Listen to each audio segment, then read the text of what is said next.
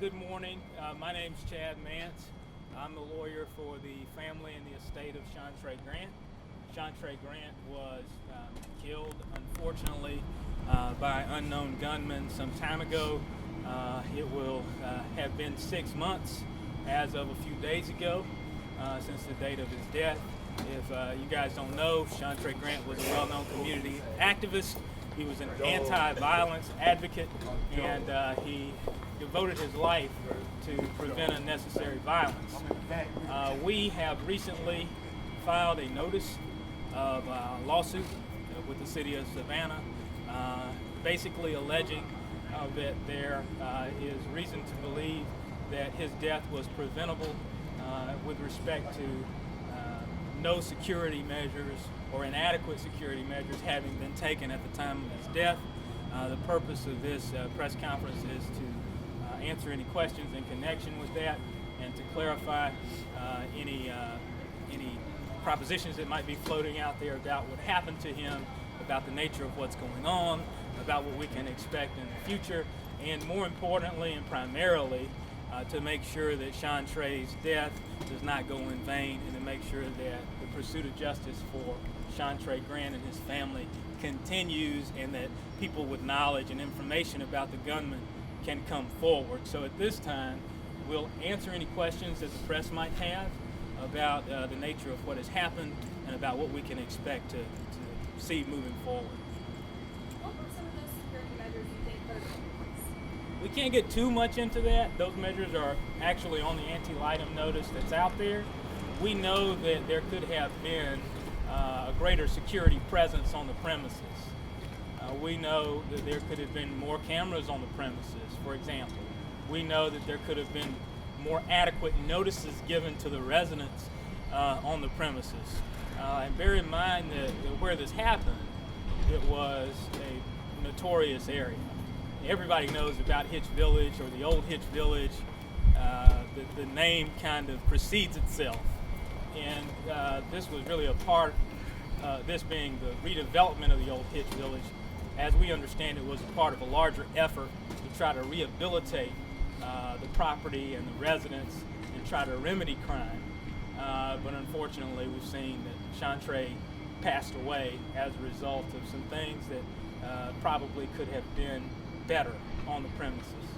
So we're approaching the 6-month mark here. Have there been any updates from Savannah Police about their investigation into the case? As we understand it, there's been very little information exchanged to the family, and that's not an impropriety on the police's part.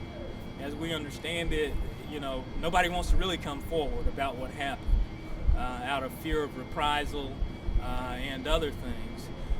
We do know that there probably are some leads out there floating around, but the nature and quality of the information is not what the authorities would desire. And so we're continuing to urge the public to have the suspects come forward or to release any information about the suspects that might be out there. Who are you suing exactly? Well, we've sent out a notice of lawsuit, and that notice is sent to the city of Savannah, is sent to the Housing Authority, was sent to LEDIC, Property Management Group, was sent to No Punches Pulled Security, and it was sent to any folks out there that had a hand or that should have had a hand in creating more adequate, robust, effective security on the property. Is No Punches Pulled Security a private security firm? As we understand it, yes, ma'am. Were they providing security there? As we understand it, there was a security guard hired in connection with No Punches Pulled of security, guarding property of the developer. Guarding property of the developer at the time that this happened. Not guarding residents, guarding the developer's property. And what was that? We don't know exactly what property was being guarded.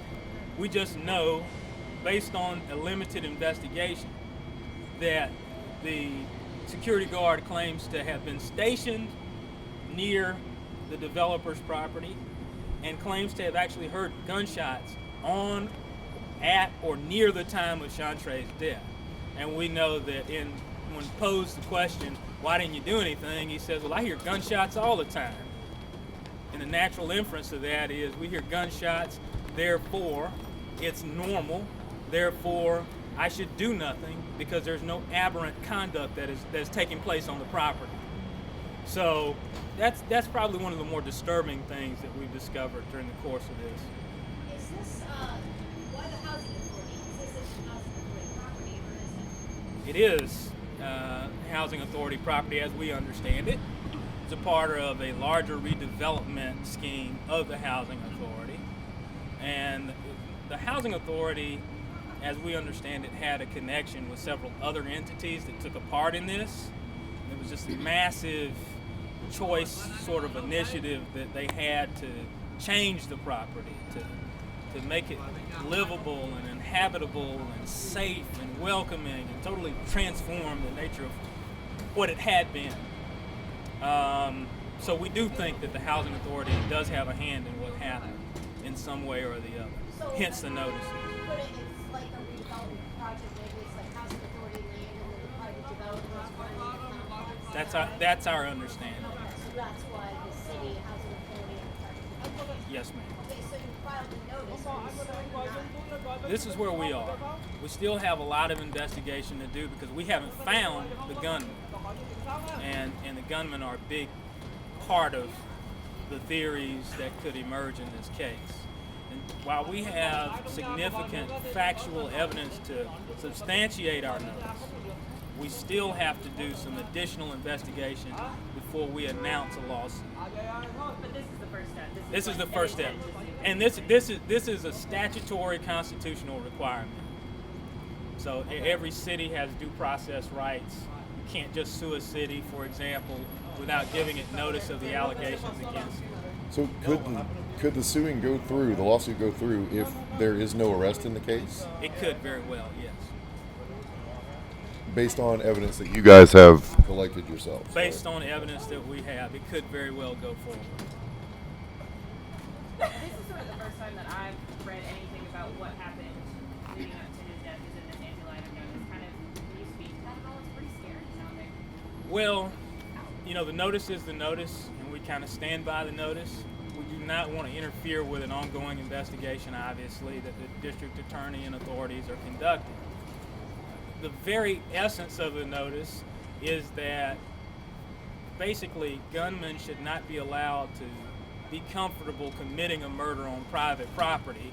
They shouldn't be familiar enough with the private property to commit the murder, and there should be greater presence in a high crime area for residents that really had no clue. I mean, Shawntray was a new resident in this place. It wasn't like he had been there for years, even though he's a long-standing member of our community. So if we trust our complexes and our government, for example, to provide equal protection to all of our citizens, why can't we trust our government to provide equal protection to folks that it makes money off of? And we want answers. Why did it happen? We're not going to jump the gun, but we have given official notice to the government. And by the way, that figure, if we do file a lawsuit, could go up. We believe that any jury here in Savannah would be familiar with this case and would be enraged at what happened, or it could go down based on our findings, or we could find something that would totally change our analysis. But right now, that's where our stance is. We don't want to interfere with the authorities' findings in this case.